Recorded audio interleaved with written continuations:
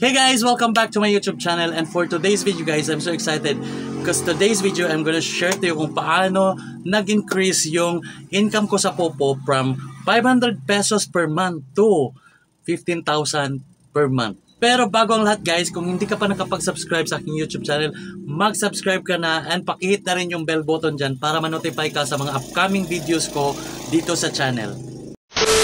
Pero bago ang lahat guys, payagan nyo muna akong ikwento yung story ko kung paano ako nagsimula at napunta sa Popo app. So nagsimula ako sa Popo guys last November 2022.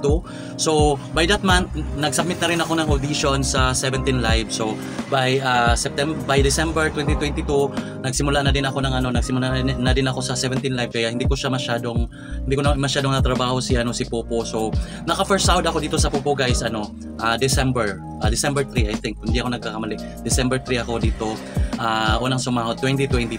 So 500 pesos pa yung sahod ko, and katulad ng mga majority sa inyo, alam na alam ko yan and feel ko yan kung paano kahirap din ang pag-ipon ng coins para lang makasahod dito sa Popo ng tag 500 kung wala kang gifter. Especially for me na ayaw ko talagang pumasok dati ng agency kasi ang nabalitaan ko before, which is totoo naman, na pag pumasok ka ng agency sa Popo, may posibilidad na hindi ka na makalabas or hindi ka nila release pag gusto mo nang lumabas.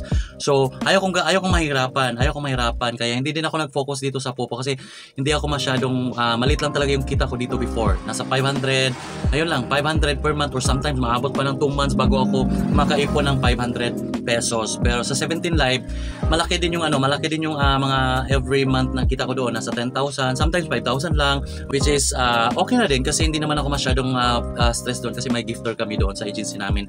Mayroon kaming gifter lahat. Kami lahat ng mga streamer, may automatic gifter kami. Yung owner ng namin, siya yung nagpapakuta talaga sa amin sa 17 Live. Pinapakutan niya talaga kami every month, depende sa effort. Kung nakikita niya masipag ka, papakutahin ka, pero kung hindi ka nagsisipag, hindi niya nakita yung effort mo, wala din, hindi ka rin papakutahin. So to make the story short guys, last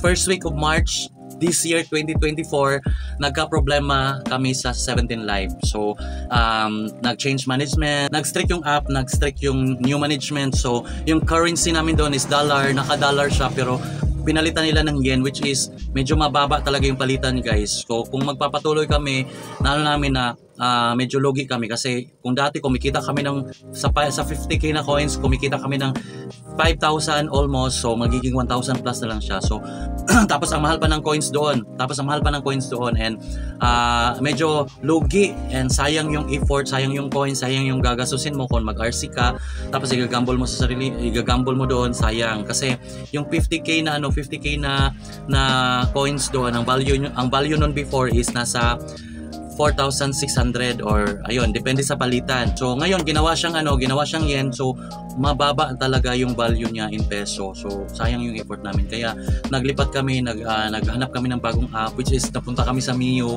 which is mayroon akong video sa Mio. Kumita naman talaga ako doon, naka-force sahod ako doon na malaki. Talagang bilis ang pera doon sa Mio. Pero bumalik pa rin ako ng Popo. Good thing guys, nung paglipat ko ng Popo, yung owner ng sub-agency namin sa 17 Live, which is si Mirasol,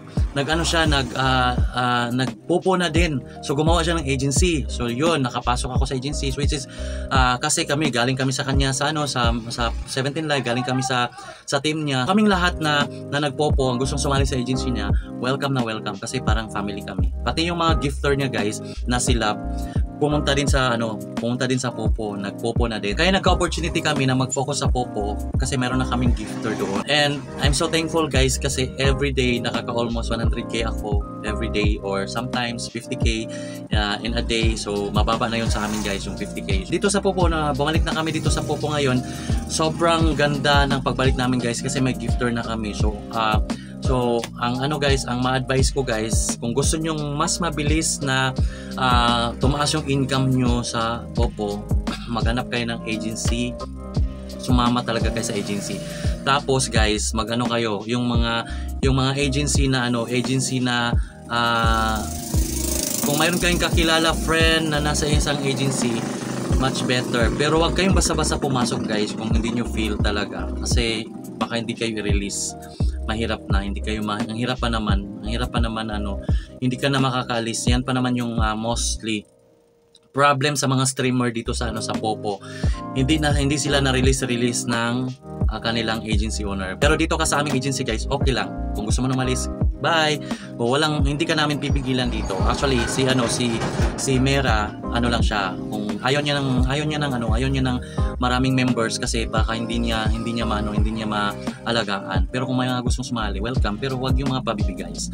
Wag yung mga pabibi ha. So kailangan pa rin ninyong kumayod at saka tiyagaan dito guys. Kailangan mong magtiyaga na mag-abang sa mga live ni Mira at saka live ni Gigi para makaakyat ka doon kasi doon pumupunta yung gifter ng Whole Mera Amazing Agency. Doon pumupunta tapos doon sila nagbabagsak. So kung sino man nakaakyat doon, yun, maswerte. Ako sometimes hindi ako nakakaakyat pero sometimes nakakaakyat ako. Sometimes nakakaakyat ako morning pero sometimes hindi ako nakakaakyat afternoon. So sa paggabi na. So sometimes naman hindi ako nakakaakyat morning, bumabawi ako paggabi na.